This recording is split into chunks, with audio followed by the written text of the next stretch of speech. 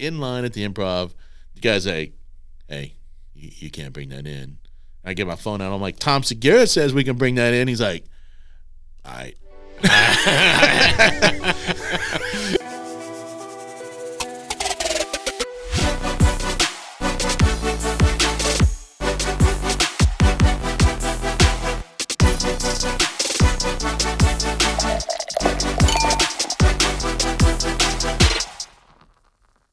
All right, well, you ready to kick this off? Or? Sure. Are we recording? Are we going? We're actually recording right now, but perfect. I can include this if you want. I can cut it out if you want. Do whatever works for you. Well, whatever works for me. I'm not too particular about things. Perfect. So, make it easy. Welcome to Careers Over Beers, ladies and gentlemen. I've been away for a little bit. I'm glad to be back. And today I have a special guest on who actually is in the beer business. Yeah. Please introduce yourself, sir. So I'm BJ Hunt with Walnut River Brewing, and I was like, is it careers over beers or beers and careers? Because it's really the same thing for me. So it's all one for you. Yeah. Absolutely, it all blends together. Right. Yeah. So we actually ran into each other. We were at the Poorhouse. Right. One night, and I think I was there with Vanessa Whiteside. Correct. She was doing her book signing. Yep. That's right. That's right. So you know her too. I do. Yeah. Wichita's a small town. Yeah, it's a lot bigger than Colwich, though, as you know. It's same size, right? How did you run into her? We ran into each other at Riverfest, and she was upstairs, VIP, and I was up there doing a beer thing, and we just kind of hit it off. She was up there with her fella, and we were talking about beer. We had that in common, and she came out for a tour at the brewery, and yeah. So when you say you were doing a beer thing, what does that mean? Like a beer bong? We were doing so our distributor is House of Schwan, and they asked I think Wichita Brewing and us and maybe another brewery to go up and just talk to people and talk about our beers and answer any questions, and so we were just upstairs. Gotcha. It was kind of a nice with the Riverfest, just being able to see out and see a concert going on, but not have to deal with as many people. Right. Yeah. So, was that when Willie Nelson was performing? Ooh, we had a few beers that night, so I don't know. You had a few beers? That's shocking. Perhaps. Well, thanks for coming on, man. I apologize to everybody listening to this. My nose is kind of stuffed up right now, so I kind of sound high and whiny on the mic. You good? But hopefully I can taste these beers good enough. So right. You brought a variety pack with you. I did. A couple variety packs. Yes, we actually have. So Wayward Son is literally being kegged right now. I snuck a couple of beers off the canning line from yesterday. We're getting a sneak preview here. Right, it's not out. Nobody can drink it yet. Yeah, you can drink it. I can drink it. Absolutely. I'm honored, sir. Thank you. So my opinion's going to really matter on this one. People are going to take that to heart and buy for sure. It or stay away You're from going to make it or break it. So if the sales aren't good, we're coming back to talk. No, you need podcast listeners for that. I don't have those. You want to start with that then, or go for what's it? Your plan here? Yeah. What's your plan of attack usually? Yeah, let's go for it. Whatever you want to do. How does BJ Hunt normally start his drinking? Well, we open it up. Is it first thing in the morning? Yeah, well, mid-afternoon? Not. I mean, at the brewery, I will say, if it's a Monday morning staff meeting, we sit around the table. It's 9 a.m. We've been known to have beer at the table. Sometimes we're tasting something, or sometimes it's just, hey, I found this cool 6-pack in Kansas City, and then some days you're like, we got to go over quarterly reports. And there's Lafroig sitting on the table. I'm like, well, it's going to be a good day. So. Right on, sir. And it's 6 a.m. right now, so. Right. You got to go to work after this. No, do you normally start with a certain type of beer? Or? I mean, the rule of thumb is, go the lighter, and I say lighter not in color, but lighter in flavor profile, to heavier, in flavor profile, being hops, particularly. So if you're going to drink a big hoppy beer, make that the end. Otherwise, everything else is going to taste like water. Yeah. So, back in the day, if you're going drink a what was I thinking of from Green Flash, the pallet wrecker, and it was a bajillion IBUs. I don't know if I know what that is. Yeah, well, if you drank one first thing out of the gate, that's what you were drinking all night. I've had beers like that. Like Rolling Rock to me was like that. Have you ever had that? Yeah, no, this is this would be past that. Past that, and so past like Modus Operandi from Scott Brewing, fantastic IPA, and that's decently hoppy, but this was. Whew, it was out there. It was way up there. Oh yeah. Which your hoppiest beer is probably High Beam. Is it High Beam? Yeah, and it's not here today. Our only IPA we have is the Rearranged, and it's kind citrus, of citrusy, and it really is between a pale ale and an IPA. To be honest, it's right on that line. So it's actually pretty easy drinking, frankly. Well, Warbeard, everybody's familiar with that. Yeah. That's everybody's. That's the first thing that they mention usually when you're talking Irish beers or Irish reds. Yeah. It's the go-to. I've drank that several times on this podcast, actually, with the guests. Appreciate that. I drink whatever the guest drinks, right? Right. So I let them choose, and several people have requested Warbeard. Perfect. And luckily, Kraus Liquor has it in stock all the time. So excellent. Pick a beer. Let's go ahead and cheers here. And we'll start with the new one, right? Start with the brand new one. Yeah. Let's do it. Wayward Son. Yes, sir. All right. So is this one pretty hoppy, or what do we got going here? So it's a pretty light and easy wheat, not particularly filtered, and you're going to get a lot of wheats go more citrusy. This is going to lean more tropical, kind of that mango, stone fruit. That and it's not. There's no fruit in it. Yeah. It is strictly from the hops. Those are just the notes you get from the hops and stuff. Absolutely. Yeah. You're not brewing it with fruit. No. We have to be really careful with that. You can, and people certainly do.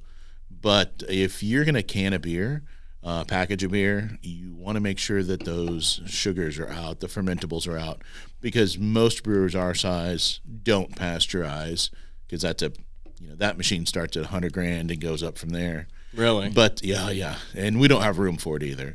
And but I'll tell you, I've seen cans blow up, and it's not right? it's not good. They're like little bombs in the back of your car, and then you're not going to get that smell out. So if it's July and a raspberry blows up in the back of your car, that's what you're driving. Hope for you a don't while. get pulled over. Oh man, yeah. So and we've had that. That's a different story. But where I was hauling kegs in from the brewery, and I got stopped for speeding because it was, but we actually hadn't really been drinking beer, oddly enough, and I was in a Mini Cooper, and I was just trying to get home, and they pull up, and I was probably running 80, 85, and running from El Dorado back to Wichita. 40. Yeah, well, it was 65, 70, okay. So it wasn't too bad. But anyway, they pulled up, and of course the lights are on both sides. I'm like, oh, great. Two guys, I'm definitely going to take it. Turns out they're like, oh, we're just looking for drunk drivers. I said, well, I'm just supplying them because there were 10 kegs in the back of the car.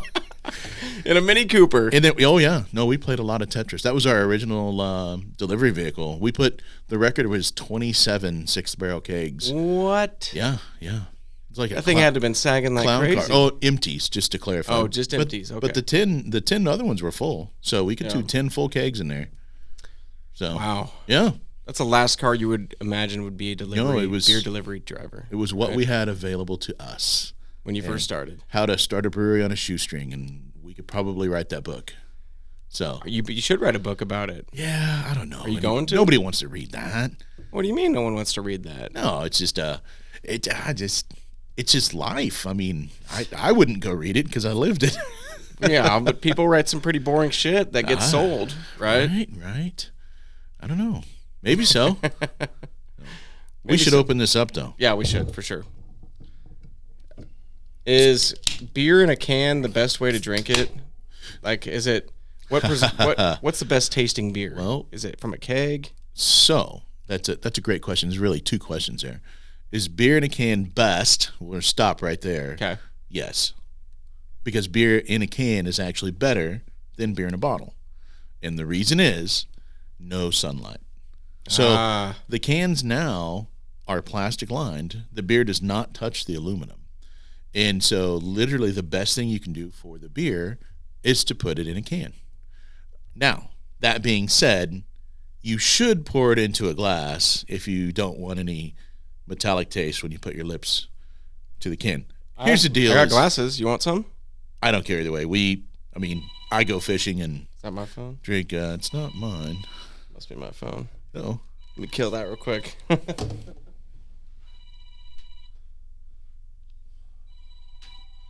Glasses while we're at it? Whatever you want to do. I mean, if you were just drinking this normally with a friend or something, would you normally have a glass with it, or would I don't want to wash the glass, so I would just drink it out of the can? Yeah. But yeah, let's do that. Perfect. So you saw it here first, folks. Wayward Son, American Wheat. So cheers. Cheers, sir.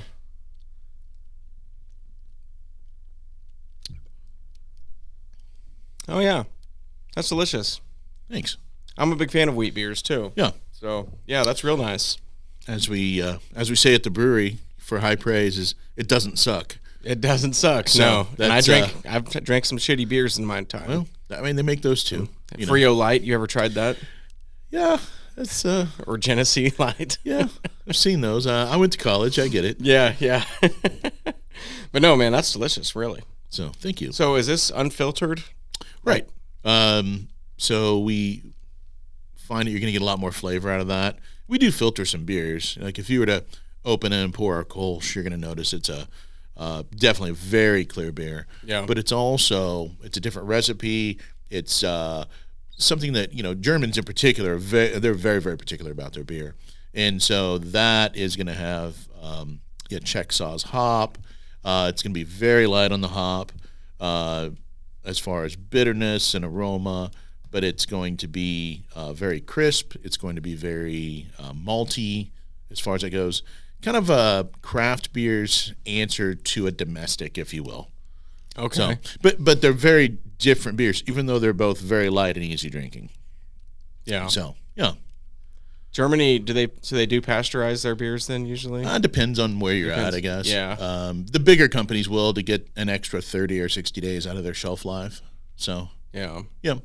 And just to clarify there, pasteurization, does that mean just basically heating it up right, to kill everything? Time and temperature, right. Okay. That's exactly what it is. That doesn't change the flavor profile at all? Well, there's a lot of arguing about that. So, yes, it does. And some say it's not enough that people would really notice, and others are like, it really kills the beer. I mean, yeah. And there's a whole group of you can edit this out if you need to, but there's a whole group of women who actually like unpasteurized beer when they're breastfeeding because it actually helps them to breastfeed. Oh, really? Yeah. We've had that question more than once at the brewery, and I was a little taken aback at first. I was like, what? Never had occurred to me. But yeah, that was a big deal that it was not pasteurized. She was like, please, let's get a 12-pack. No shit. Yeah. So women are slugging down the booze while they're breastfeeding. Well, I mean, it seems to be that case, I guess. Right on. So, gotta start them early, I guess. Gotta get them started early. Yeah, that's right.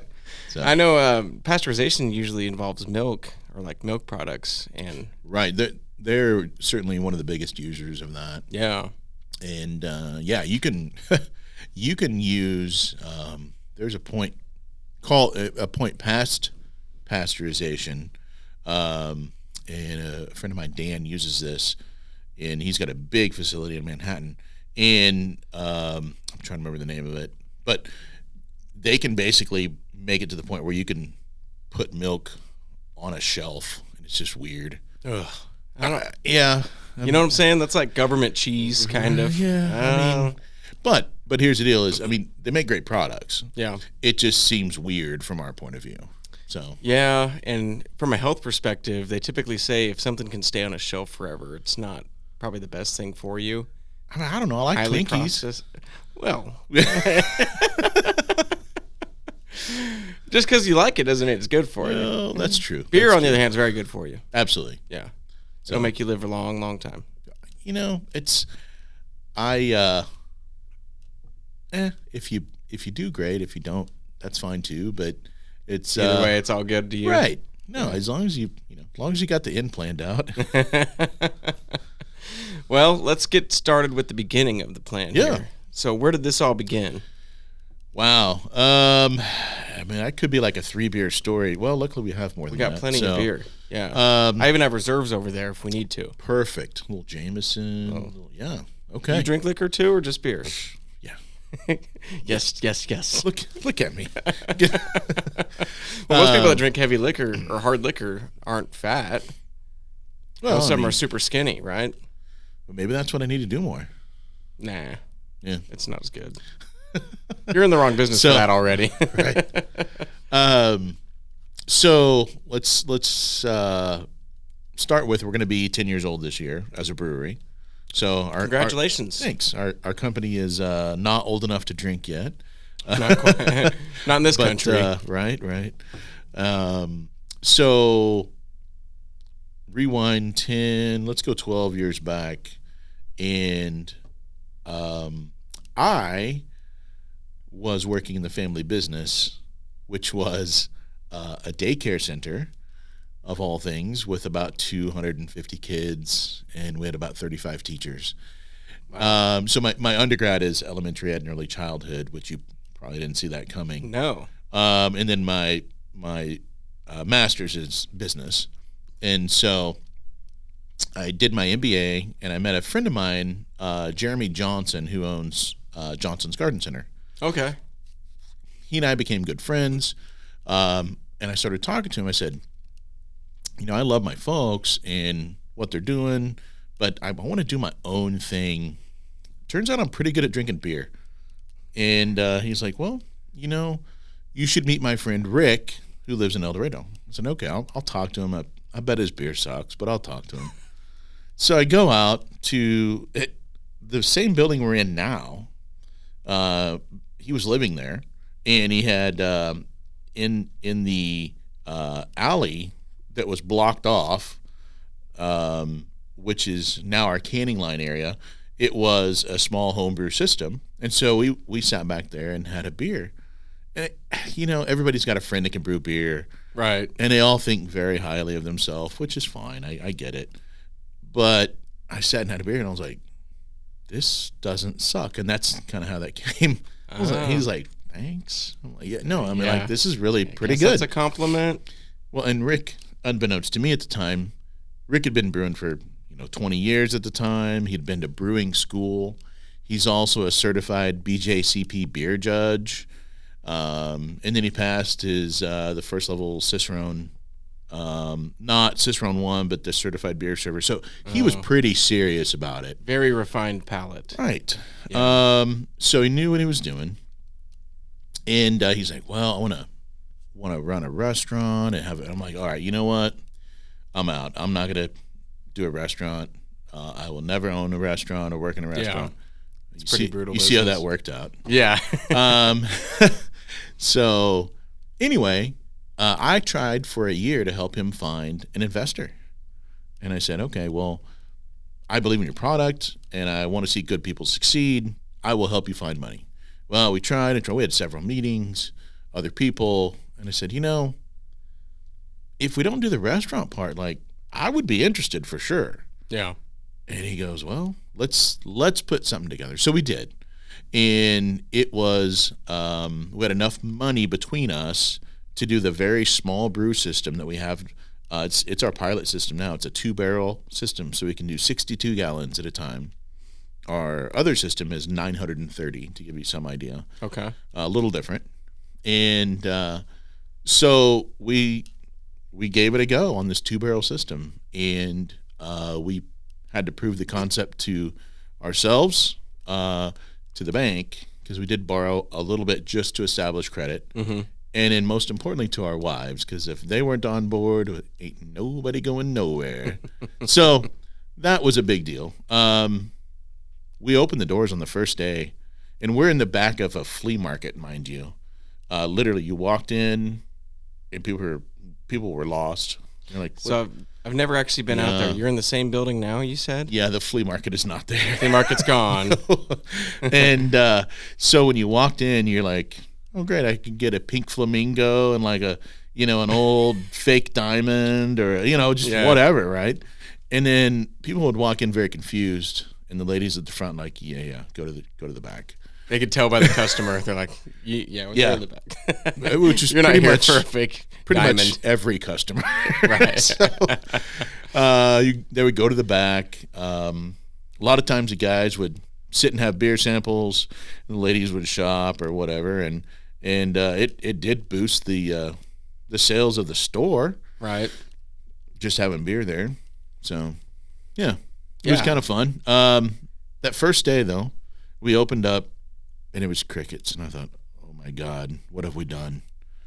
And then after an hour or two, we had a line out the front door. Really? And we were pouring so much beer that it ran out from under the wall out into the, I guess we would call it a lobby area.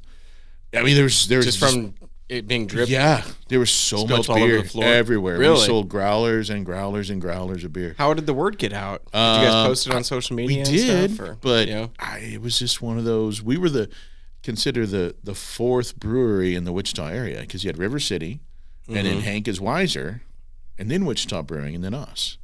And we were the 13th brewery in the state. There's 66, I believe now. It exploded. So you were right on the cusp of that explosion there. Uh-huh. Where craft beer became this massive thing all of a sudden. Yeah, we got lucky, I guess. And it was never, like, going back to before you were involved in this, your dream was never to open a brewery and be a home brewer or any of that stuff. You were just kind of looking for your own thing.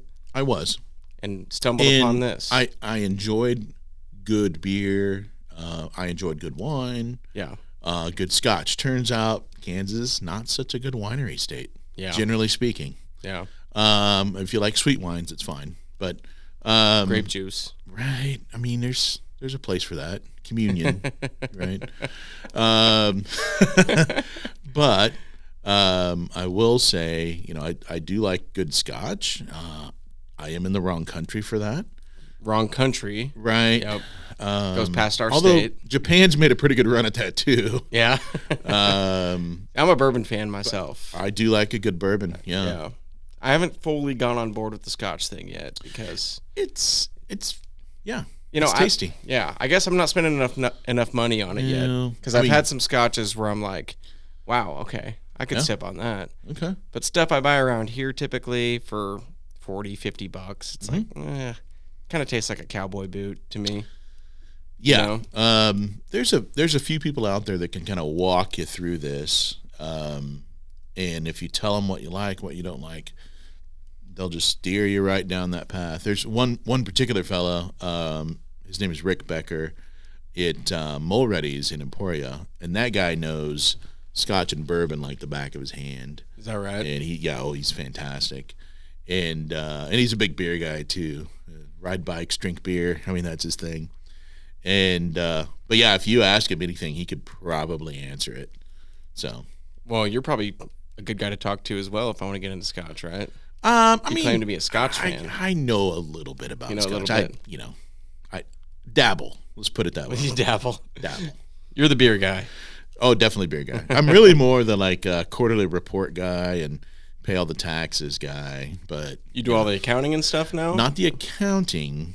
We have Adams Brown does that. They do a good job. But no, we do. I mean, sales reports and any of the business stuff falls under me. And then so Rick handles all the brewing.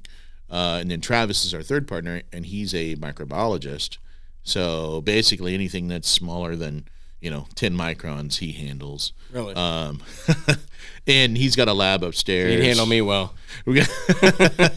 He's does a great job with all the packaging, all the lab stuff, and then he's a pretty dang good brewer too. He just didn't go to school for it, so yeah.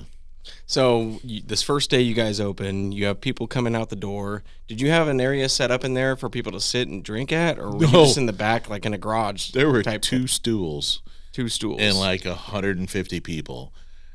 And they were just standing, and they wanted a tour. And mind you, the tour was like looking around your office here. Mm-hmm. It was like, well, there it is. There's the stuff. Right. It's not the Boulevard tour, right? It certainly isn't the Anheuser-Busch tour. Yeah. And we're going to different buildings, and and even now, what's funny is one of their tanks is still more production than we get in a full year at our place. One of their tanks at Budweiser. Yep. At Budweiser? Yeah.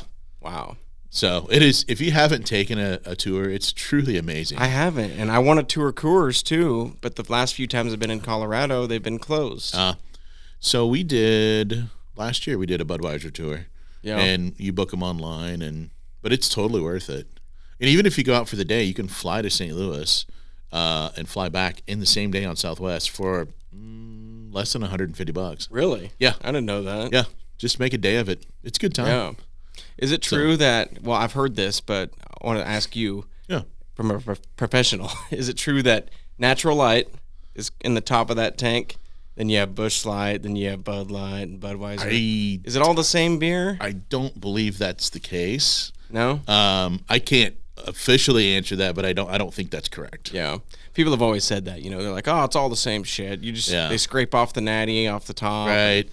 Is there any merit to that? I don't believe that there is. So it's not. Beer doesn't separate like that in the tank? No. Okay. I figured it wasn't true, but unless they're doing something very different that I'm not aware of. But no. They are all very similar, though. If you drink like a Bud Light and a Busch Light, they are Natural Light. Now I did hear a story that it did make me chuckle. I have not verified, so just that's my disclaimer. But that the reason Busch beer came about was they wanted to do something at the stadium, and they said, "Hey, we're not going to name it after a beer," and it was the Busch family, and so they said, "Okay, we'll just name it after our last name," and they said, "Okay," and then a few months later they developed a beer called Busch beer. So, ta-da! So, I don't know if I could tell you the difference, honestly. If you put a Busch in a glass in front of me, right, and a Bud Light in a glass, I don't know if I'd be able to tell you which is which. I think there are certainly some guys out there that can. Yeah, and there are differences for sure. And there's a big TikTok deal going around right now where they're taking liquor store employees, and you can see what it is, but they can't, and they got straws in each one, and they're trying them all, and they're got to name them. It's kind of interesting to see. It's funny when somebody's like so, I don't know if I want to say ignorant, but so stuck in their ways, they claim that their beer is the only way, and then right. I've seen videos of that, and then you put a test in front of them, and they fail miserably. Right. It's like you're just saying that. It's like the '80s Pepsi challenge, right? Yeah. So, but somebody like funny. You would be able to tell. I'm not a super taster though. Yeah. There are those people that have so many times more taste buds than. Now, I do have one flavor, an off flavor that I pick out very, very quickly, and we found some of the guys at the brewery. One of them picks up, DMS, which is a corn off flavor, and we don't want that in our beer. And we have other ones that pick up. Different things. Mine is acetic acid and otherwise known as vinegar. Yeah. And I can, if I smell it or taste it, a lot of times in my head I immediately go, "Oh, Long John Silver's," and so I'm like, "Oh, that must mean chips, malt vinegar." Yeah. Right. And so that's one of the reasons I'm not a big kombucha guy, because it's like. You don't like the vinegary taste? Well, I like vinegar, but to me it's now an off flavor, and I was like, I don't know. What about buffalo wings? I can separate that for food, but when it's a liquid, I'm just you can compartmentalize it from your mind. Right? Yeah, I know that sounds strange. I get it. Seriously, it's the same reason that they don't want bank tellers feeling artificial money. They want them feeling real money, because as soon as they touch one that's a fake, they know, right? Yeah. So they want them to get used to it. So that vinegar taste is a bad thing in the brewer's world? Absolutely. Acetic acid is not something you want. Okay. So, yep. That's understandable then, for sure. If you're constantly thinking about that and like tasting it in your beers and knowing that it's a bad thing, then that would throw you off if you tasted it in other things. You're like, oh, that's not supposed to be there. Exactly. Kombucha's very vinegary too. Oh, yeah. Yep. Yeah. And there's alcohol in there too. Yeah, it's but we just don't talk under about that. right. It's just under a percentage, right? I mean, you can have alcohol in orange juice. I've heard that too. So yeah, it's just usually extremely light, but yeah, let's keep it on the hush though. I like drinking right. kombucha at work, right? And there's no open container once the law. secret's out, You don't no open container law for lots of pulp, right? Which is the only way to go. I'm just saying, lots of pulp, lots of pulp. Yeah. Oh, yeah. You know, I'm not a big orange juice drinker, but if I was drinking it, I'd probably drink the pulpy stuff. Yeah, it's good stuff. Yeah, like a good screwdriver. My family hates the pulp, so really, I'm on my own. Yeah.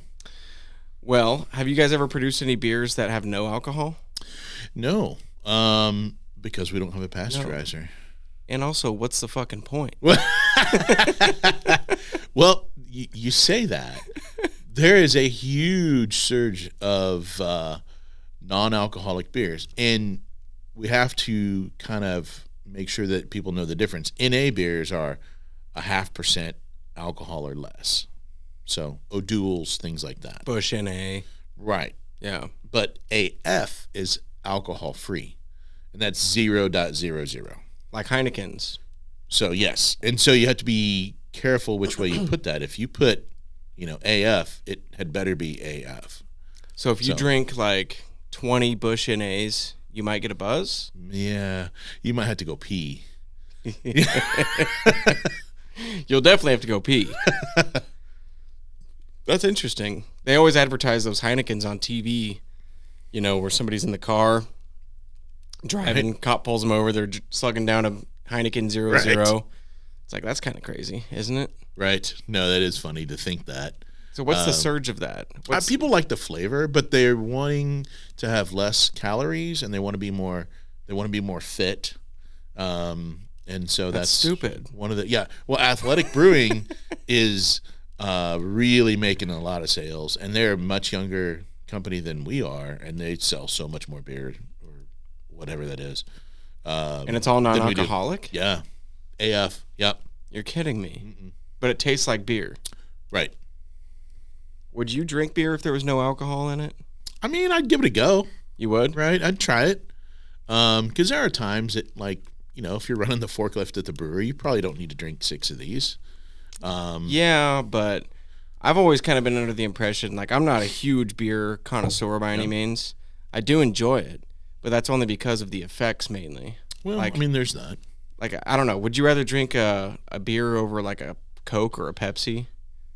If there was no alcohol, right? So we do a lot of times because the taps are right there at the brewery, and it's easier to get a beer than it is a glass of water, which is unfortunate. That's the kind of world I want to live in. Well, yeah, you do, but then you're like, you get there and it's like, well, do I really want to do this? Yeah. So you have to force yourself to drink some water. Yeah. Isn't that one of the big reasons, though, that beer became so popular back in Germany and stuff? It was much lower alcohol, though. It was? It wasn't. They weren't sitting around drinking 12% imperial stouts just to stay hydrated, because that would be quite the opposite. But yeah, building the pyramids and things like that, that was all very low, 1-2%, alcohol. Yeah. And it was really so that they had clean drinking water, or germ-free drinking water. Mm-hmm. Clean was maybe a different issue, because clean and sanitized are very different things. You can sanitize dirt, but the dirt still be there. It's still going to taste like dirt. Oh, yeah. Yeah. Yeah. Well, that's probably the main argument why they didn't just boil water and drink it, because it still has all the shit in it. So Right. It tastes like shit. Right. At least with beer, it tastes like beer, Right. It had, yeah. Yeah. It was their version of Propel packets, I guess. I don't know. But it did still have alcohol, right? For sure, yeah. Yeah. Just not what we're drinking now. It's kind of like weed, You talk to any old stoner from back in the 60s, 70s, the shit you kids are smoking now. Right. Woo. Yeah. Yeah. Maui wowie, man. Yeah. Oh, shoot. Well, let's get into another beer, by the way. Right on. If you're down. Depends on which way you want to go. We've got Warbeard, Teeter Rock, Rearranged, and then there's always a bonus one, and I grabbed a pack. This one actually has some Oktoberfest in it still.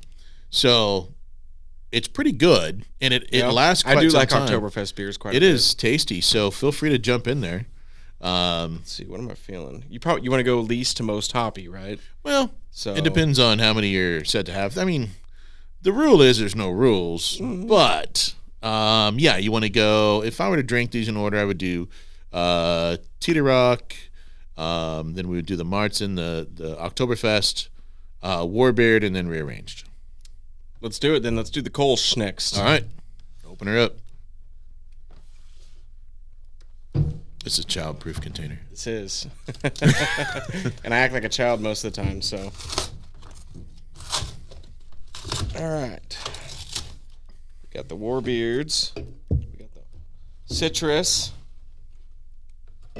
And the Kolsch. Might as well just leave these out, right? Oh, yeah. Probably going to end up drinking them anyways. It's been in the back of the truck all day, so it was 44 out, so it was about right. That's perfect. What is the perfect temperature for beer? You know, Twin Peaks, they pride themselves in their 28-degree beer. Yeah. I'm not a fan of that. It's an unpopular opinion, but... Yeah, if it's a domestic beer, they want those as cold as possible. You know, the mountain's got to be blue. Right. Right. But as the beer has more flavor, you typically want to warm those up a bit. Like, in particular, like this Imperial Stout, which I only have one of today, I'm sorry. And you can have that. I have certainly had that before. But on those beers, in fact, you will see guys order, say, a Kolsch, and then if they're ordering a stout, they'll order them at the same time and let the stout sit there and warm up.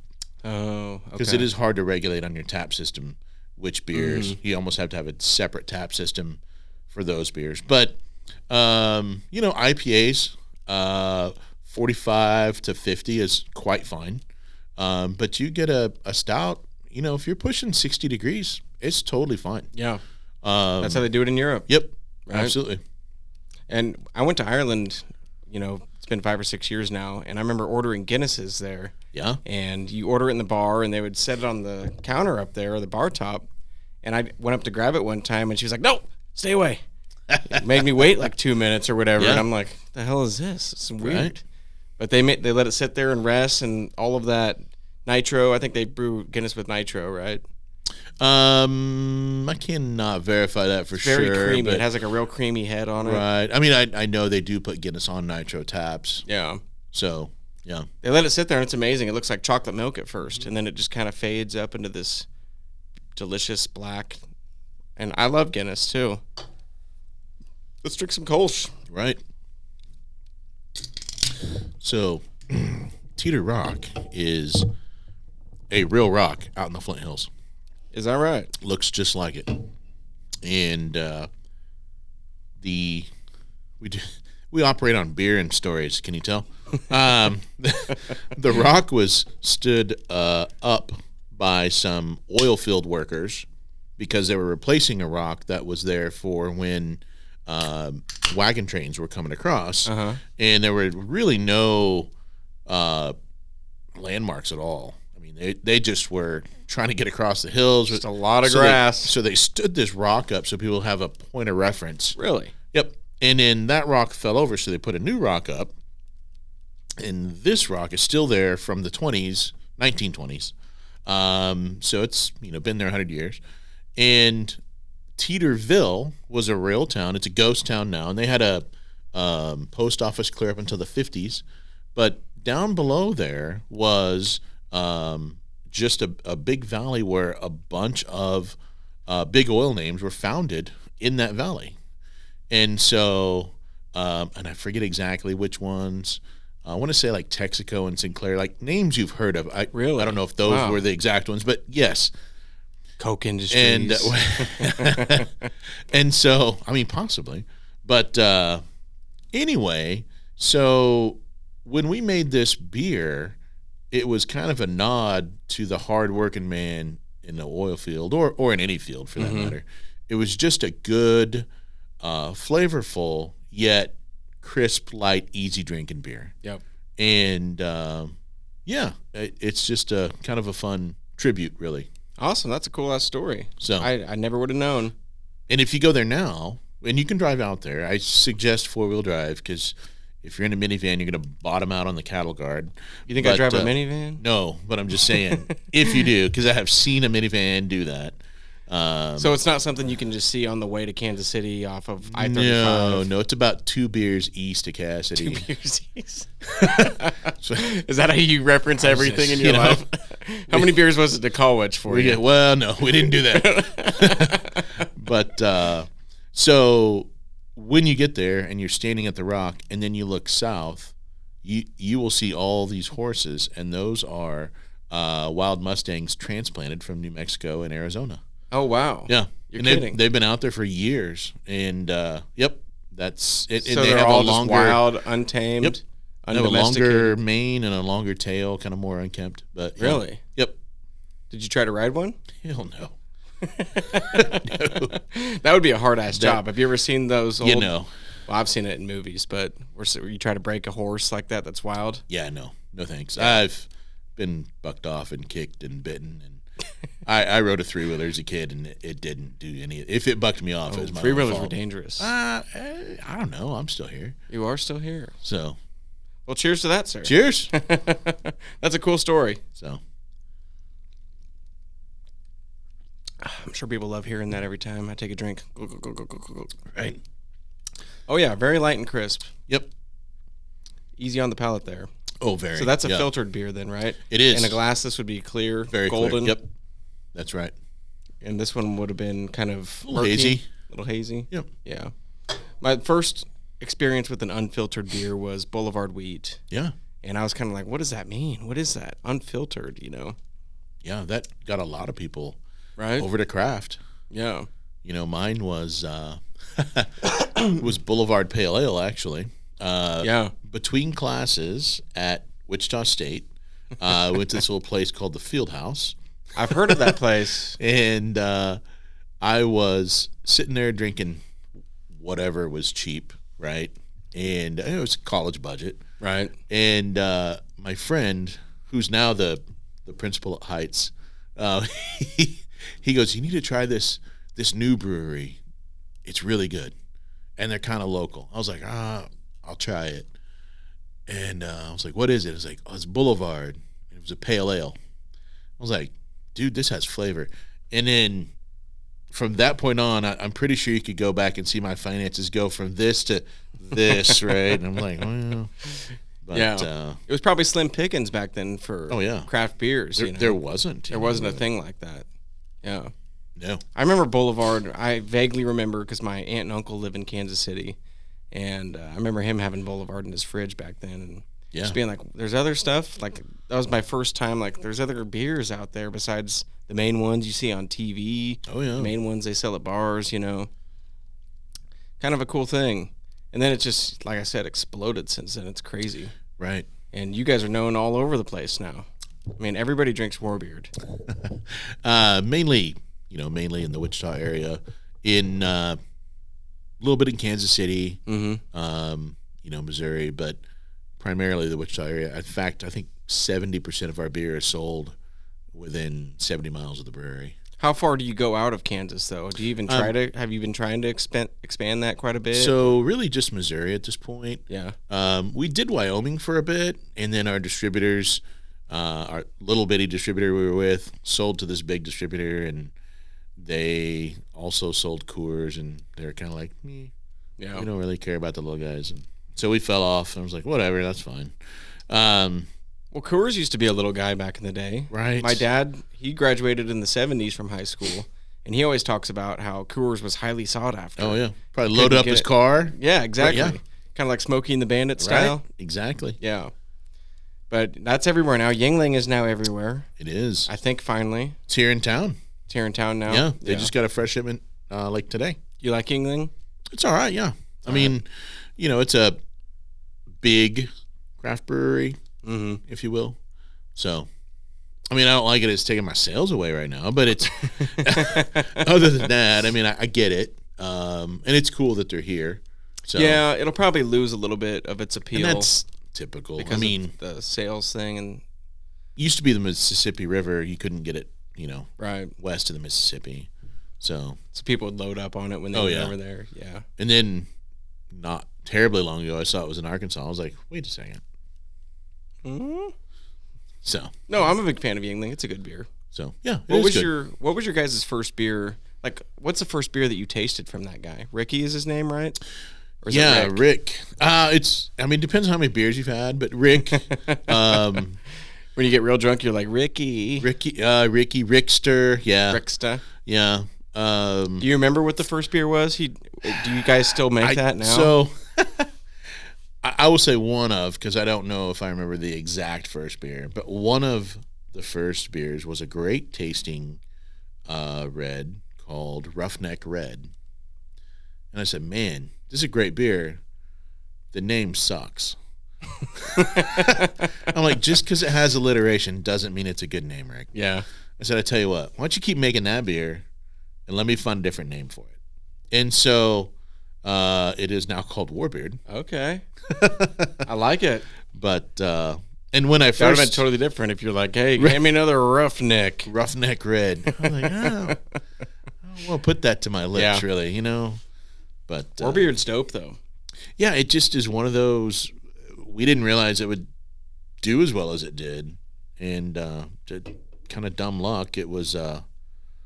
There was a fellow who did a bunch of our logos. In fact, all of these except for the rearranged, we did in a week.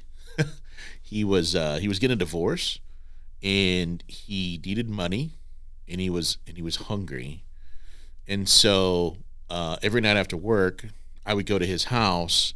I said, "All right, we got Teeter Rock. This is what we need." So we put it together. So Monday night, I gave him $100 bill and like Twinkies, and then and the next night it was High Beam. I don't know if you've seen that logo. It's kind of an old style car with the headlights. Looks like the ZZ Top Eliminator album. Okay. Right. Yeah. Rick and I love ZZ Top, and so we did that the next night, and I think that was like $100 bill and like chips and salsa. And so we did all these throughout the week, and then on Friday we get to this red, and I'm like, we're not gonna call it Roughneck Red. That's crap. I have no idea what to call it. He goes, I do. He goes, so we got this light and sound company called Warbeard. What if we kind of co-branded? I was like, that's cool. And so we did. He didn't charge us for it. Which came back to get us later, but yeah. So there's a couple of Warbeard Light and Sound Company sweatshirts rolling around out there. In fact, our sales guy's like, "Hey, I think this guy's ripping our stuff off." I'm like, "Actually, no, that's the original." And so it was pretty funny. Yeah. Anyway, so fast forward a few years, and he said, "Hey, I found this girl. We want to move, to New Zealand or whatever, and we'll sell you Warbeard." And I was like, hold on, wait, what? We'll sell you Warbeard rights, and for one-way tickets. And I said, I tell you what, we'll give you $1,000 each, and you will sign something from our attorney. Yeah. And he said, okay. So you got it. So for $2,000, yes. Which honestly, if we were to do that again, knowing how big of a deal Warbeard would be, yes, we would do that. But 100%. We thought we had a deal before, but apparently that deal changed when we saw the success of it. So live and learn. There was probably nothing written down, right? It was just like, hey, I'm good with this, right? Right. It'll help you. It'll help us. Yeah, let's do it. Well, anyway, as things. Well, I'm glad it worked out for you. But it did work out. So that would have been a bad deal if you would have had to change the name or something. Oh my gosh, yes. So yeah. That's how that all came to be. That's amazing. That's I feel like everything has been that way. There's a story to everything. Everything just kind of fell into place for you? Yeah, it did. And just a weird deal. We've met a lot of great people. Had a lot of fantastic conversations over beer, which is awesome. Well, that's the best way to have a conversation, in my opinion. I mean, and so I wouldn't change it for the world. I really enjoy what I do. I get to talk to great people like yourself, and I get to give people beer. It's not a bad gig. That sounds like the best gig in a free country. Honestly. I mean, yeah, absolutely. I mean, those are my favorite things, obviously. And if we could find a way to fish at the same time, it would be absolutely perfect. But I'll take this. We should have done this podcast on Cheney Lake on a fishing boat. Yeah. Right? Or in the Flint Hills doing some bass fishing. Or in the Flint Hills. Yeah. So. Well, that's amazing, man. Going back, what do you think the most important thing was in this journey? Oh, man. I mean, would that be just taking the step? It could be anything. I mean, when you're starting something this crazy and you're betting yourself on it, right? Yeah. You're kind of betting everything on this. So it had to have been scary a little bit. We jumped, and we've been knitting our parachute the whole time. Yeah. We're still knitting. We're some knitting mofos. That's how you need to do it, though. You can't wait for the parachute to be made. That's right. And, you know, I talked to my dad, and he's gone now, but, you know, Dad was very dad-like. He was proud. He was scared for us. He was there for advice. He was definitely telling us what we were doing wrong, and very dad-like, right? Right. And so, and I appreciate that. And he just said, look, you know, you're gonna do stuff, and you're gonna fail, and it's okay.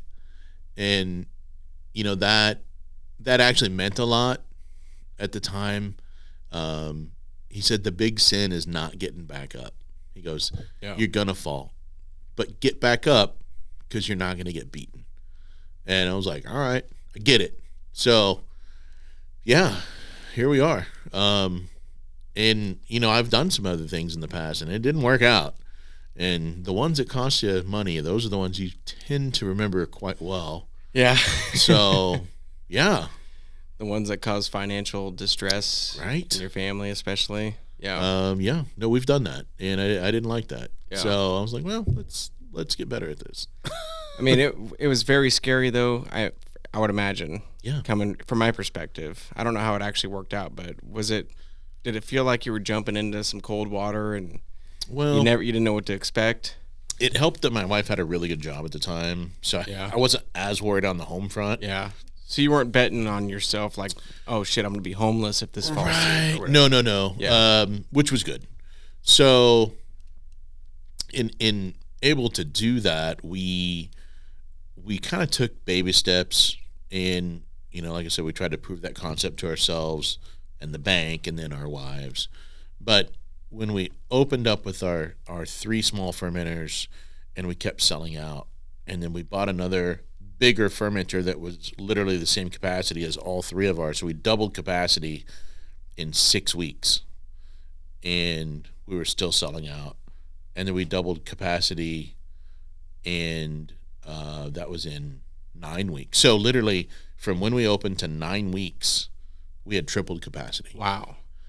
And we were still selling out. So the idea all along was to go with a bigger brew system like we have now. But we certainly had to prove that. And our first night, so we opened in July of 13. And September 13th of 2013, it was a Friday the 13th. And we were at a little dive bar. Oh, shoot. Out east. Doggone.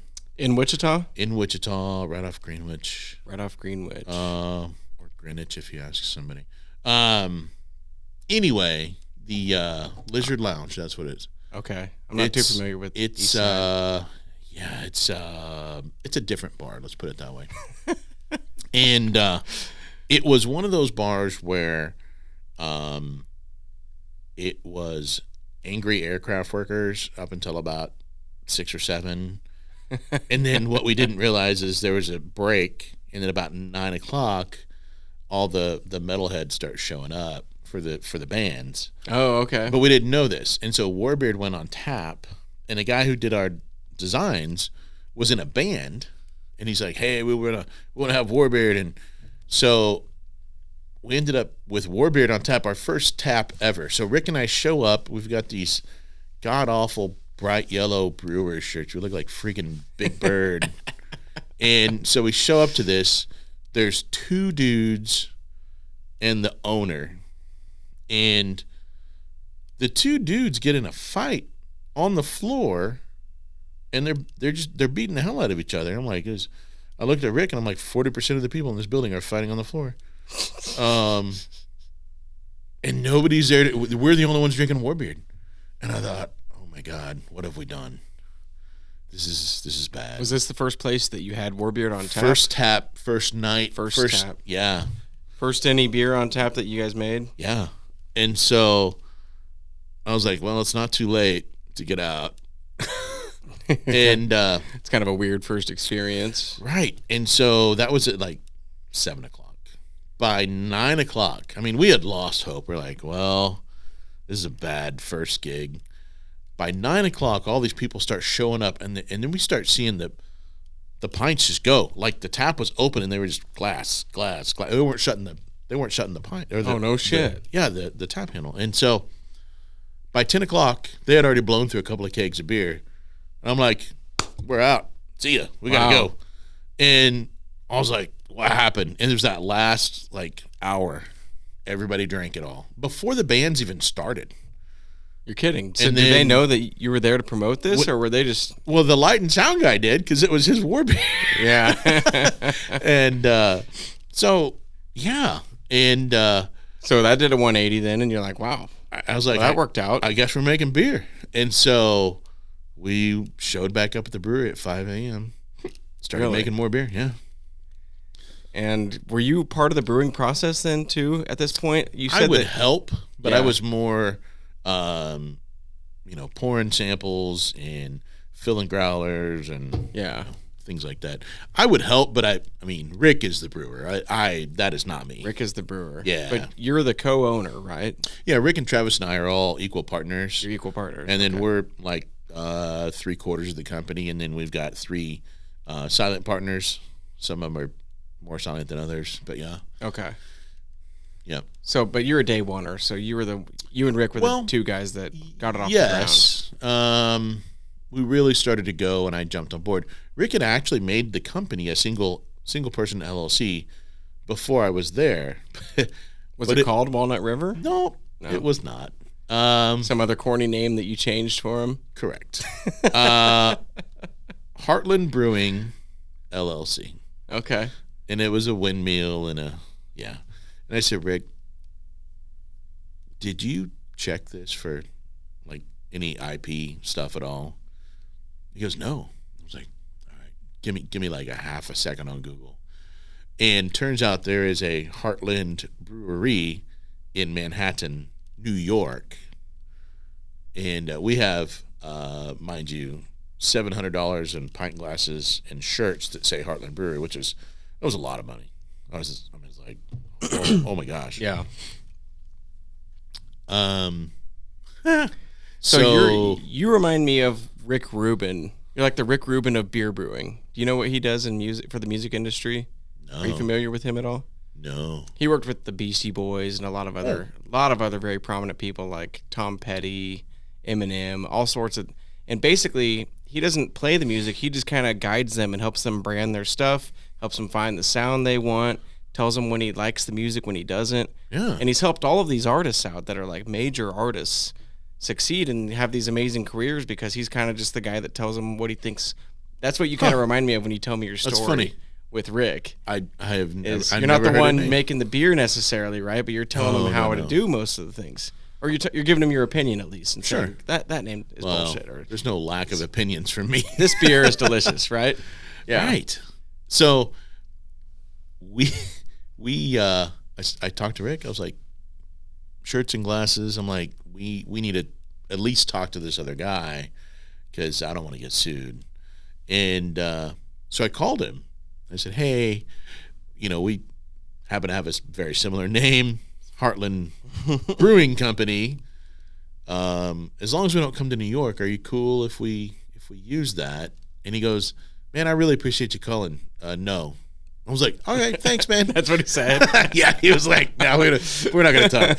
So I sent him a little care package, a pint glass, and a T-shirt that's not his company but had his name on it.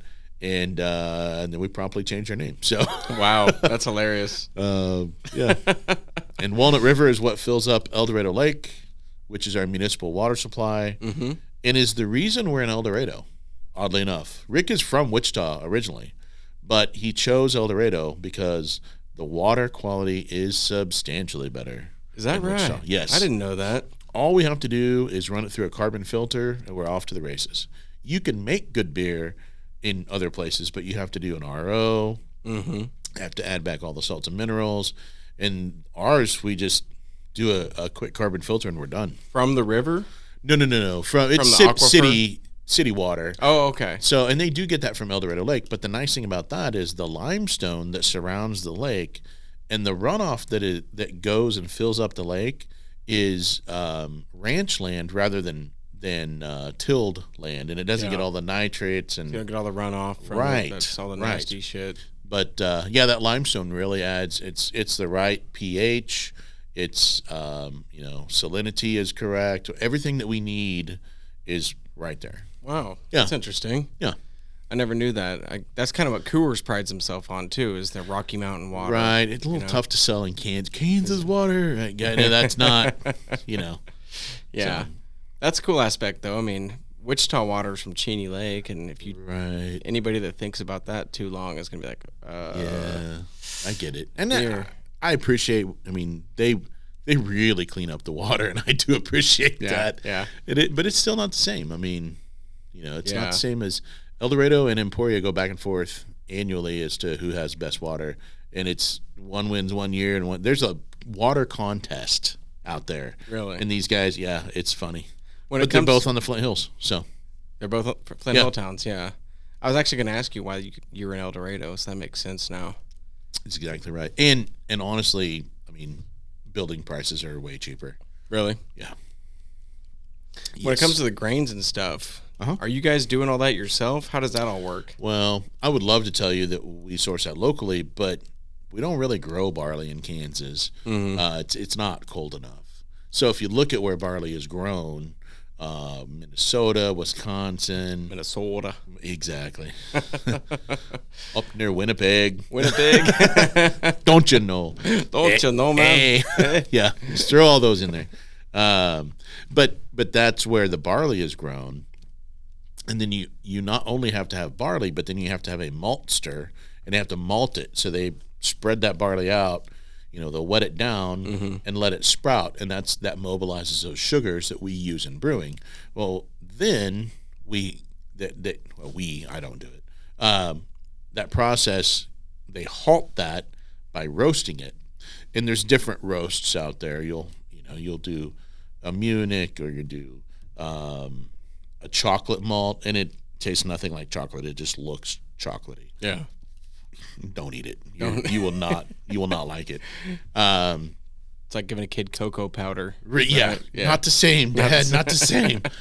And so anyway, it's just, and then we bring that in now from Canada. It comes in by rail to Kansas City, and then there's a transload center.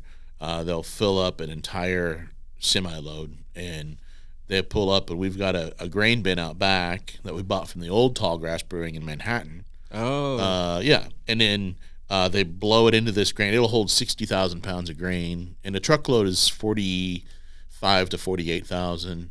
And so it's all when we get down at this to point? Roasted. It's 2-row barley, so it's a base malt.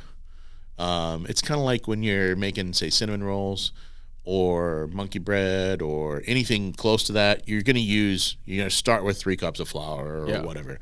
And so, but then you're going to a little bit of cinnamon, a little bit of sugar, and a little bit. So the base grain's always that, kind of like that 3 cups of flour.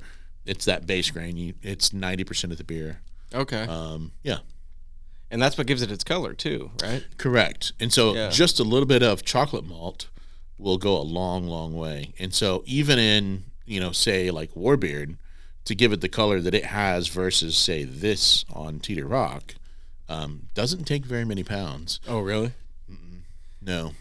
That's funny because a big misconception that people always have is, That's like having a meal in a can or drinking your dinner. Oh yeah, you're drinking a dark beer. That's a pork chop. That's a pork chop. Yeah. Yeah. No, it's just roasted. No, that's a pork chop. Well, should I hit that one next? I mean, which go one for it. What should I get into? You should drink that. Do the Russian? That's a Kuvalda Russian Imperial Stout, and Kuvalda means sledgehammer in Russian. Kuvalda. So there is a sledgehammer on that. So you're Team Russia? No, in the Russia-Ukraine war? No.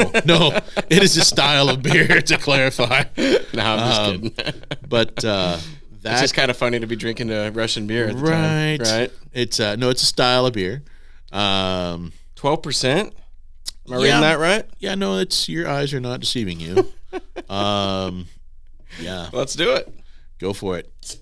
It's one of my favorite beers, and it doesn't have a lot of adjuncts to it. So it's not like you get breweries that are like, oh, we're gonna do cocoa and penguin balls and penguin balls. Well, we joke. Yeah, like, they add all kinds of weird crap. And we're gonna let it run make it down. Sound bougie. Yeah, exactly. Yeah. And this is none of that. This is straight, water, malt, hops, yeast. Is it a nitro? No. Just a regular. All right. Cheers. Cheers.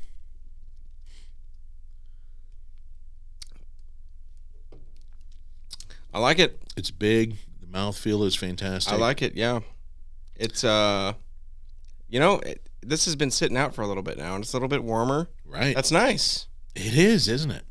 It's almost kind of like a chocolate milk type thing, Right. Where it feels good drinking chocolate milk with a bang. With a bang, yeah. I mean, I enjoy that. And I drink some beer now, but I drank a 4-pack of that one night. That'll do it. Grilling. I walked in and I set the meat on the counter, and I was like, I'm gonna go lay down. Went to bed. And it was 6:30 in the evening, and I woke up on the couch the next morning. That was it. I was done. So, and I can drink some beer, but 4-pack of that, I was 12%. Yeah, I mean, what is war beer, like 5 or 6? 5.5. Yeah. 5.5. Yeah. Yep. 4.7. This is 4.1. I think. I have to look now. This is a perfect one to drink. If somebody's holding you back to like 2 beers, like just a beer, just 2, like okay, I'll just have a couple. Exactly. Tell your wife, I just had a beer. Right. Just 4 beers grilling out. That is kind of a nod to Bert Kreischer. Yeah. When he does the machine. The machine. Right. Kuvalda's sledgehammer in Russian, right? Oh yeah, that's right. But we had this deal where we had our assistant taproom manager at the brewery. He had a picture, and I can show you later because you can't see that on this podcast, but of Brad Williams, the little person. Thank you. I can say whatever you want. I can't say that. You can say whatever you want. The little person. He had one of our coffee porters on stage, and I was like, oh, man. Oh, really? And so I told Rick, I'm like, well, we're not going to let our assistant manager beat us. So I Facebook messaged Tom Segura, and he answers his own messages. You're kidding. At least he did like 6 years ago. Yeah. And I was like, all right, here's the thing. Like, Brad Williams is on stage with our beer, but we're not going to let our assistant manager beat us. Can we bring in beer when we got tickets to your show at the Improv in Kansas City? He's like, yeah, bring it in. I was like, cool. No so way. we go, we're in line at the Improv. The guy's like, hey, you can't bring that in. I get my phone out. I'm like, Tom Segura says we can bring that in. He's like, all right.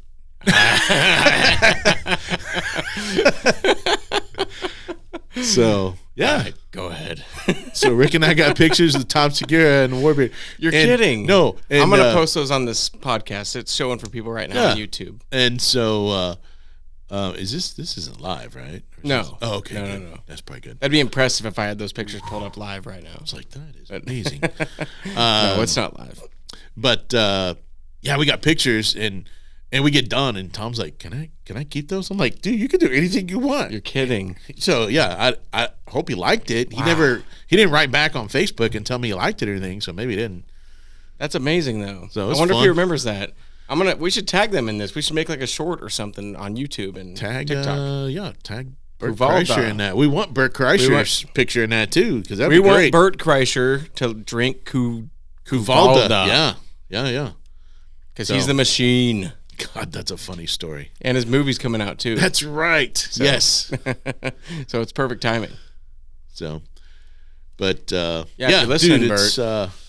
It's a mile a minute. I mean, there's always something going on at the brewery. So, and you guys continue to grow, right? I mean, we're trying. I'm up to like a 42 pint. It's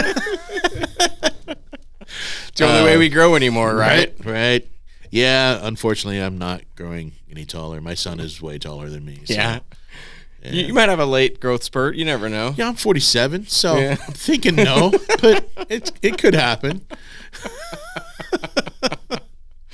But no, we continue to grow a little bit each year. We're not, I mean, we're not setting the world on fire, but we've got some fun stuff in the works that I can't really talk about just yet. But we'll, if it works out, it'll be pretty cool. So yeah, we'll see. I'm excited, as vague as that is. Yeah, it's pretty darn vague. Yeah.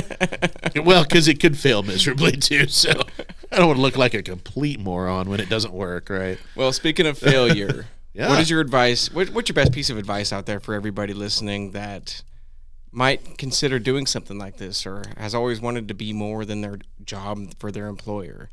They want to get out on their own, you know?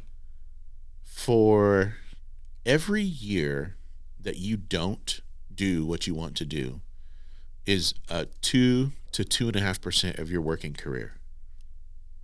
Let that sink in. Because you're only working for 40 years. 40 years, maybe? Yeah, maybe a little more. So, but that's a rough estimate. Yeah. So, that's crazy. Every 6 months is approximately 1% of your working career. Yeah, nobody thinks of it like that, do they? No. They're all like 6 months. Pfft, that's nothing. Yeah. That'll be here summertime, you know? Yep. That's a weird thought. It is. That kind of gives you an existential crisis, right? To some degree, you know. And it does for me.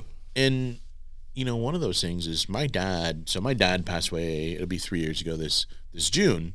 And I miss him terribly. He was a ton of inspiration for me.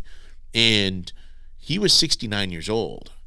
And it was just one of those things. He had worked really hard his whole life, and then he retired, and then he died. And so all the stuff that he wanted to go do, he didn't get a chance. So make sure you live while you're doing this. While you're doing the thing. Yes. While you're chasing it. Don't just wait to live to the end, because you may not feel well. You may not end up with enough money. You may not. There's a lot of things. And so make sure to live while you're living, right? I love it. I love it. That's a big deal. And one of the things at the brewery, and any of them will tell you this, Rick and Travis and I, we did this. I mean, one, we really enjoy making our own beer. We wanted to make a business out of it. And we thought we could make a good go of it. There are some days I go, what are we doing? But even to this day? But once in a while, you guys are pretty set in stone now. You're golden, right?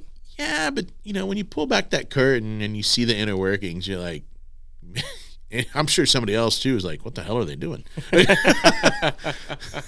But plus more money, more problems, right? Oh my gosh. And so yes, and that's a different story yet. But anyway, we just want to make sure that you get time, and this is staff, this is us, you get time to go to your kids' play or your kids' game, you know. And I tell you what, people will work harder in the company when they know they're like, I get Friday afternoon off to go see my son's game in 100%. Salina, yeah, or whatever, because I don't worry about our sales guy making those calls. He's doing a great job. Yeah. You know, and he's always in communication with me. Even if sales are down, he's like, hey, this is why. I'm like, dude, I get it. Just keep getting out there. And he works a lot of weekends too. So he's like, hey, are you okay if I take Monday, Tuesday? I'm like, you do what you need to do. Yeah. So, and that's a big deal to us too. So we're taking off, little spring break stuff, gonna go do Boy Scout camp trip. And but I've also got, 2 business partners who can handle stuff that come up.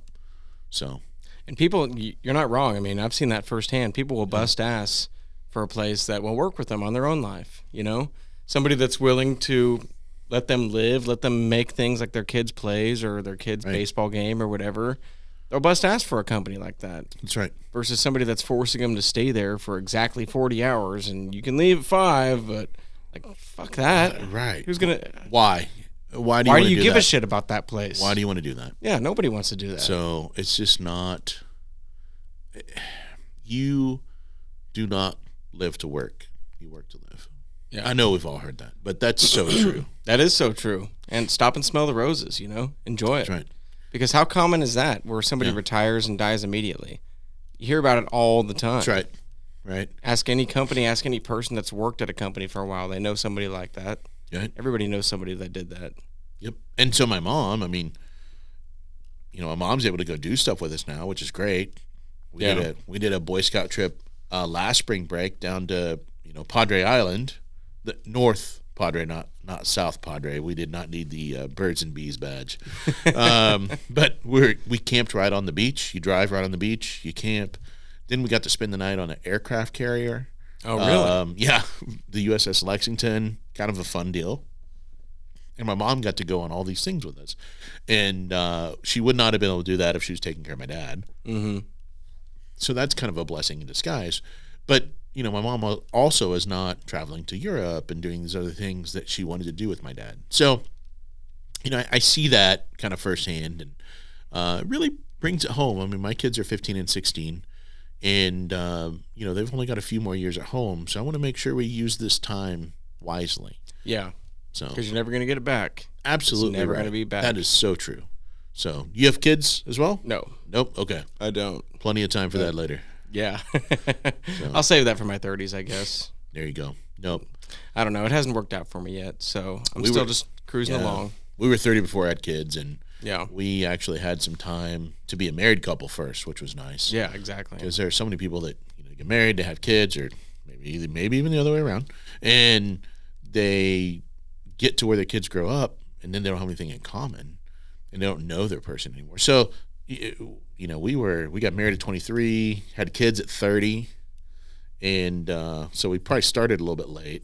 Would you recommend that, or now it's worked out, but so they're 15 and a half months apart. So, Jillian was very much planned, and then Keen was, you're what? And so, and there's nothing wrong with that, because I think God's got a sense of humor. Uh-huh. But it all works out. Yeah, and it took a while to have Jillian, so we're like, okay, we're fine. Not so much. And then you thought you were in the clear. You're like, all right, there's one, so we're good. Yeah, we're good. So we did figure on 2. We just thought they'd be a little further apart. So, it works out how it works out, I guess. It does. Wouldn't trade them for the world. They're great kids. Yeah. So they're ornery, but that's their mom's side. Do they enjoy beer yet? Well, they certainly haven't told me if they do, but I don't believe so. They really our son really likes our root beer. Rick makes a root beer too. Oh, really? But that's really just in-house at the brewery. Is it the new ways? It's it's sweeter. It is like a diabetic starter kit for sure. It's New Way's got some damn good root beer, man. Sweet. Yeah, we can. You can get it at the brewery. I'll have to try to bring you some and have you compare. I'm gonna have to come by and do a tour of the brewery. Yeah, holler. Yeah, so we need to do that. It's good. We'll make that happen for sure. If you're down with it, always. Yeah, brewery tours are fun. Yeah. So and the beauty of it is I'm working when I do that. So hey, exactly on the clock, right? Right. You're basically your own boss. I punch in and put. Yeah, my boss is rough. But yeah, would you recommend people to start their own business out there? I would, if you're the kind of person who is okay with that. I mean, I don't think it's for everybody. Yeah. But if you're thinking about doing it, do it. And I had a person once tell me that if you need to get on a plane and go see somebody for a sales call, don't wait around and pack. They have all that stuff there. Go. That's no shit. And I was like, there's a lot of truth to that. Don't wait to go home and get your deodorant packed with your underwear, and they have Walmarts there or whatever. Yeah. Go. Yeah. I was like, all right. And now, ask me, I mean, I've never walked on and not checked a bag or had a bag with me for the overhead bin, right? So you're finishing your growler on the way to the airport, like, yeah, let's do this. Right. I'm ready. Yeah, the airport's 2 beers away. No. 2 growlers. Two crowlers. Crowlers are the big thing now. Crowlers, yeah, those are 32 ounce. Growlers are 64 though. Yeah. That's a lot of beer. Yeah, we used to play Edward 40 Hands every now and then. That's probably with Natural Light though. So no thanks. When it comes to take a piss, it's a little difficult when you got 2 bottles taped to your hands. A little rough. Yeah. I mean, it's a little rough when it's hard to find anyway. What are you trying to say? I was talking about me. Okay. Oh, good stuff, man. So basically you're saying if you have the passion, if this is your life goal is to own your own business, be your own boss, then take the leap and do it. Go for it. Absolutely. And so even if it's a restaurant? See? It gets weird. If it's your passion, yeah, then do it. Here's the thing. Get a good support network though. And it's really been in the last few years that I've realized that I needed mentors as well. And I miss the learning. So grad school for me, I was out in 2006. And then I went back and did another not-for-credit school program, if you will. It was through the SBA. And just continued learning. Met a lot of great people doing that, and they were all owners of their own company. We met, it was during COVID, so we all met online. Mm-hmm. And I have some great friends to this day out of that, and people that I can just talk to openly. Hey, run across this in my company. What have you done? And Miles was like, well, this is what I do. And, and so it's really nice to have that camaraderie, if you will, as well. But make your shot and ask the question. I had probably won't use his name, but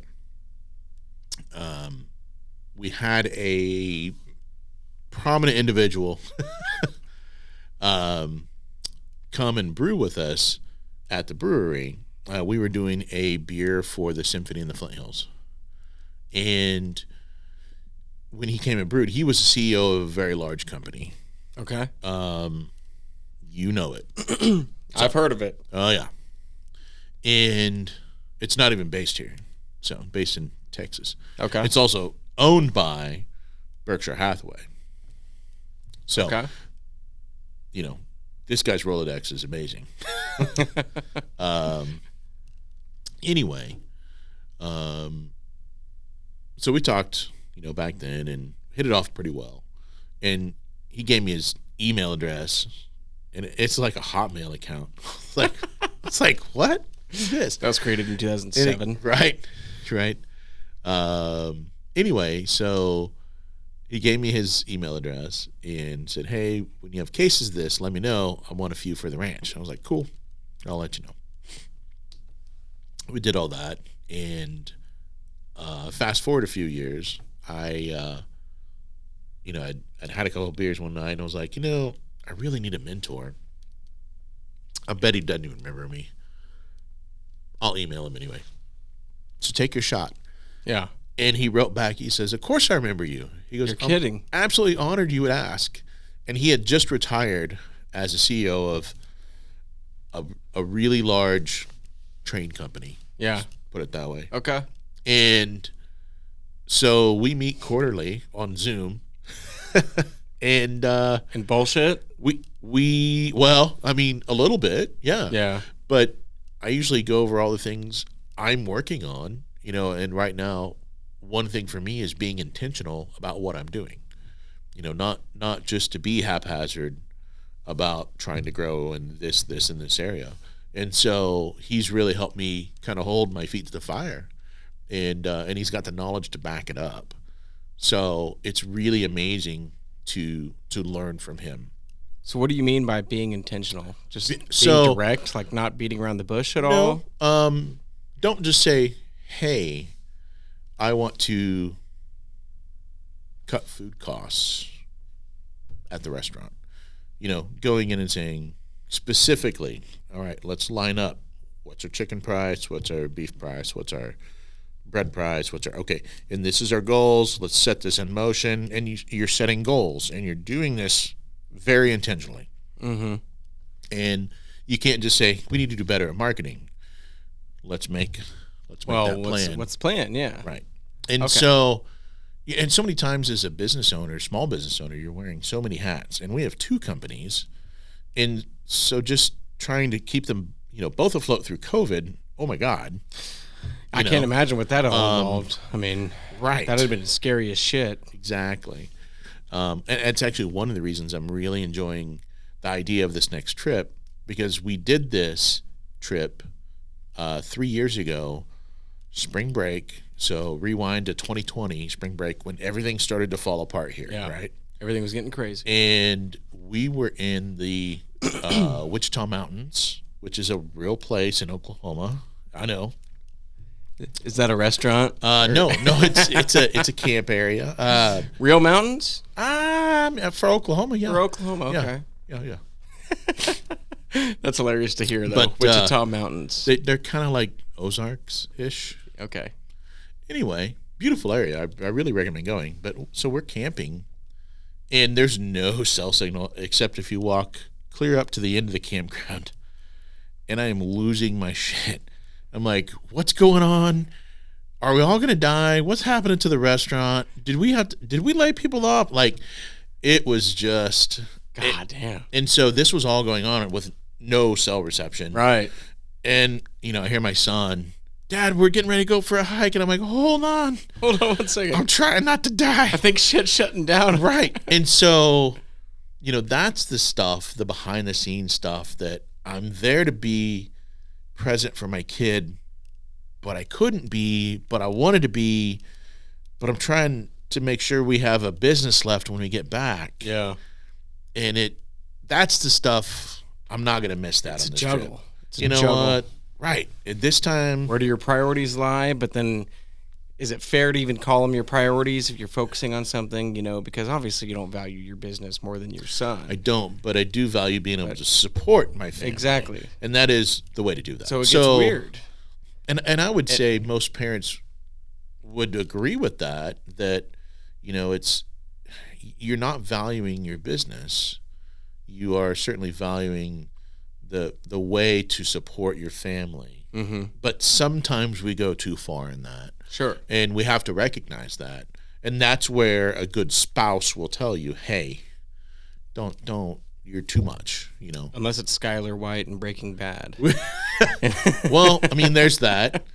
My wife, we've been married for 24 years this year. So she tells me pretty much everything that's on her mind. Yeah. And, so I know. And that's not a bad thing, right? Right. So anyway. Yeah, that's a crazy aspect of it.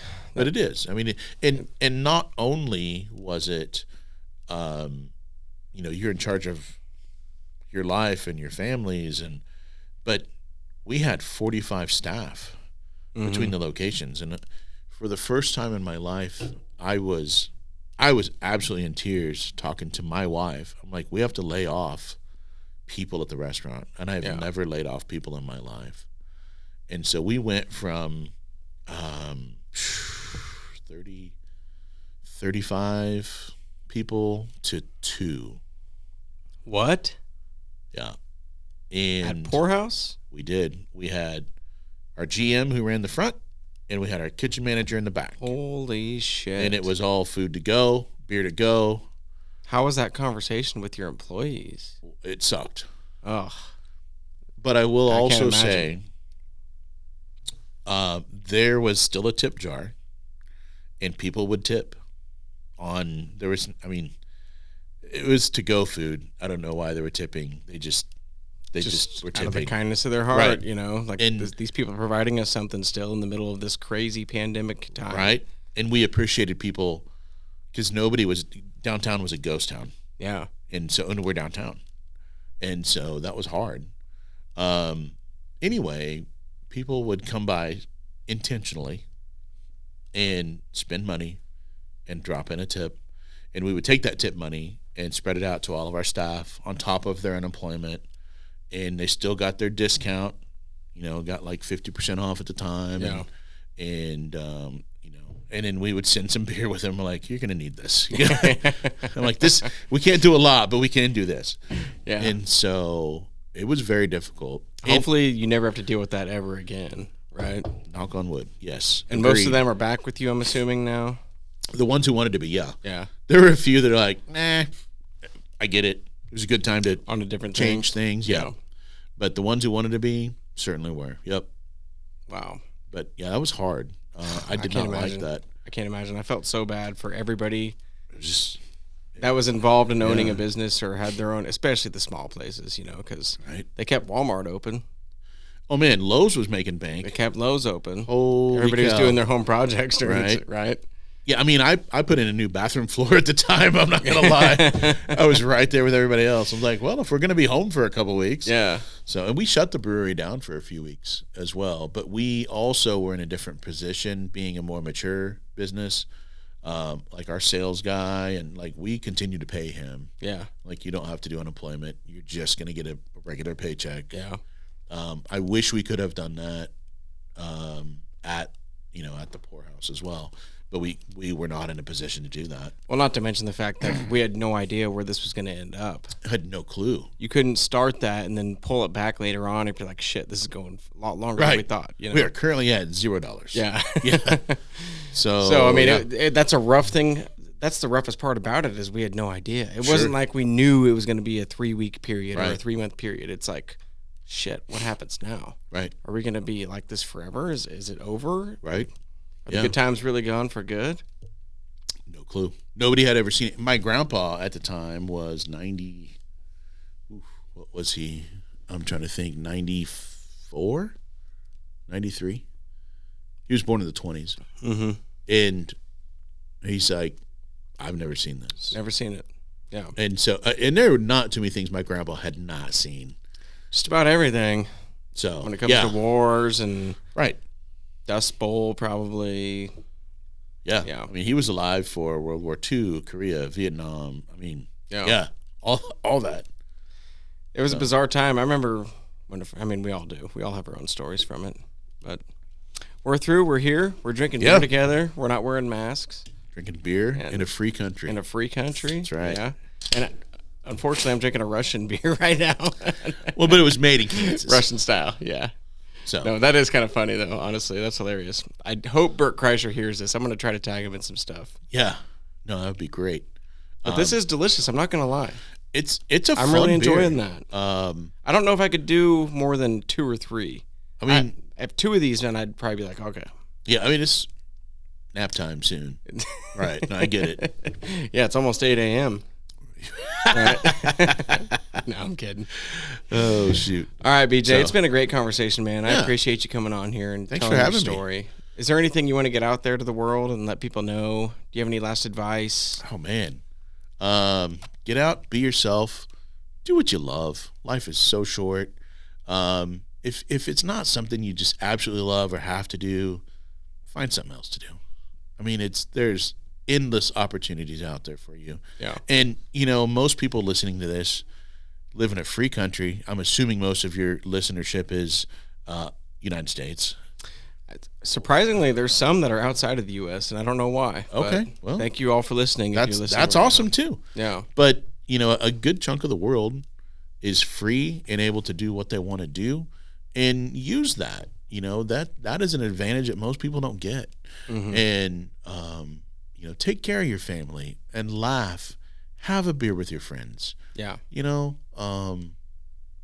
don't get that time back. So crack jokes, enjoy your life. Heck yeah. Try not to get mad. Try not to look for things to be mad about. Try to look for things to laugh about. That's right. It's no one's getting out of here alive, and it's going to go way quicker than you ever imagined. Man. Way True quicker. story. Especially if you drink a bunch of those. Especially if you drink a lot of these. Yeah. Which I do. Yes. Hazards of the job. Yeah. So, I mean, shit, I look at this. I mean, I started doing this 3 years ago. And I'm like, what? Doesn't make any sense to me. Goes in a hurry. It goes so fast. But, how boring would it be, though, if we're just all sitting here looking at white walls? Exactly. So, yeah. And stories like yours are very important. I say that to a lot of people that come on here, but I really mean it every time. Like, I want people to hear that. I want people to listen to your advice. You've been through it. You've done it. Yeah. You've bet on yourself. You've created an extremely successful business. Most people in Wichita, most people that listen to this are in Wichita probably, and they've all heard of Warbeard. They've all heard of Walnut River Brewing Company. That you've done that. That was you. Do you ever stop and sit back and look at that and go, that was me? And see do you ever look at your products in the store and be like, damn, that was our idea? When you're in the trenches, it's a different view. It's hard to see it that way, because I'm like, really, and I did that today. I went around and visited a lot of different accounts this afternoon. Mm-hmm. And it wasn't like, damn, look at us. It was more like, damn, you're off 3 cases. What's going on? Yeah. It really is a different view. It's not that 30,000-foot view. It's not. It never is. Down at ground level going, all right. But sometimes you need to bring yourself back. And I agree. And so we now have, on top of, we have a sales guy, which is great, because that used to be me.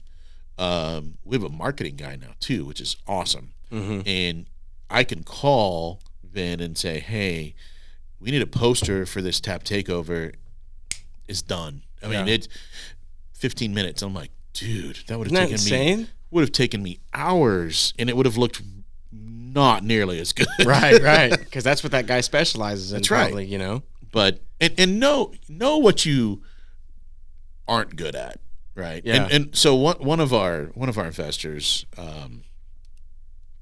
when he first met us, he drew 3 circles on a piece of paper, and he goes, the first circle is, this is, what you know. He goes, the next circle is you know that you don't know it. He goes, but it's the don't know that you don't know circle that kills you. He says, so expand that as quick as possible. Yeah. And he's an older fella, that he's like an extra grandpa for us, but he's got some great advice. And I'll call him once in a while. I'm like, hey, Brandy, have you run across this? He's like, yeah, in 72, we had this thing. And I'm like, all right, good to know. Anybody that's drawing stuff on a napkin for you, you listen to that guy. This is the guy. You know what I'm saying? Right. And we did that at Bella Luna. It was it was on Central at the time, where the George's is now. And he was our first outside investor. And so Rick and Travis and I are sitting there. We've got like an 82-page business plan sitting there. And he goes, tell me what it says. I was like, what? Huh? And he goes, yeah, just summarize it for me. I'm not going to read the whole thing. Just tell me about it. My appetizer's coming. And so, yeah, we have chicken shawarma, and we're just talking about the business plan. And he's like, that sounds good. Let's go out and look at the place. I was like, okay. Yeah. And then it was a done deal. Crazy. And yeah. And I'm glad he had faith in us. So far, so good. So far, so good. Anyway. It seems like it's doing great. So far, so good. Yeah. Incredible story, man. Anyway, we're having fun. We're having a blast. I love this. I love hearing stories like yours. I love hearing about people that bet on themselves. And they're in a position now, and they look back, and they're like, wow. We can have a whole story about failures, too. Trust me. I know, but don't ever fail to look at that stuff every now and then and be like, holy shit. Right. We did that. You're not wrong. Right? what would BJ 20 years ago think? Say it's 2003. Yeah. Show them what you're doing now. Show them the stuff you have, the merch you have, everything. Yeah. It'd be mind-blowing, wouldn't it? You got to think about that sometimes. 2003, I was sitting on an airplane trying to figure out if I want to go to grad school. Yeah. Just think if you could talk to 2003 BJ. Right. No, that's funny. It'd be crazy. No, that's a very good point. And, we don't always stop and take note of maybe how far we've climbed. Yeah, because it's in our nature to just keep climbing. Right, because we only look forward. We don't like to look back. Nobody does. Right? No. So, anyway. Well, hell yeah, man. Thank you for your story. Go ahead and shout out everywhere you want people to listen and watch you and go to your website, buy merch, whatever. Oh, geez. Well, we're working on the buy merch part, really. But, yeah, walnutriverbrewing.com. Walnutriverbrewing.com. Uh-huh. In my description. Poorhouseict.com. We actually just started doing pizzas. Really? Yeah, not a lot, but just a handful. I'm gonna just try that. Seeing how they go, and they're pretty good. I mean, as we like to say, they're fat kid qualified. Like, it's good stuff. And then it's like when you get on YouTube, always trust the fat chef, right? Right. You don't want to trust that skinny douche over there. We're on Twitter, but we don't really pay attention to that. I'll find you. I'll tag you. Instagram and Facebook and all that normal stuff. So you can find them anywhere. Walnut River Brewing. You type it in, you're going to find it. Yeah. In fact, there's on our website, if you're looking for the beer, there is a beer finder on our website. So you can go in there, put in, where you're at, and it'll say, boom, here's the stores that have bought in the last 6 months. Yeah. Yeah. Which, if you're in the Wichita area, and you probably are if you're listening to this, it's in almost every liquor store, right? It's in most of them. Majority. Yeah. There's a handful that aren't. Yeah, like Bob's Liquor down in the middle of nowhere. Maybe Fucking not. Bob. I know. You son of a bitch, Bob. No, I'm kidding. They're actually I can't say that. There is a Bob's Liquor, and they do a fair amount of beer sales for us. So maybe I shouldn't use that one. I'm kidding, Bob. We love you. They're down in down in Winfield actually. Yeah. Well, if you're in the area, you can probably find them, and you'll see their beers. You'll see Warbeard. You'll see High Beam. Just look for that Walnut River Brewing stamp on it, right there, right above the label. Righto. And find them on social. Find them on. Type it in on Google. You'll find them. Any last words, sir? No. Just keep doing great interviews with people. I love listening to it. I appreciate it, man. So I really appreciate that coming from you. Thank you so much for sir. sharing your story and coming on. Thank you for the beers. Cheers. Absolutely.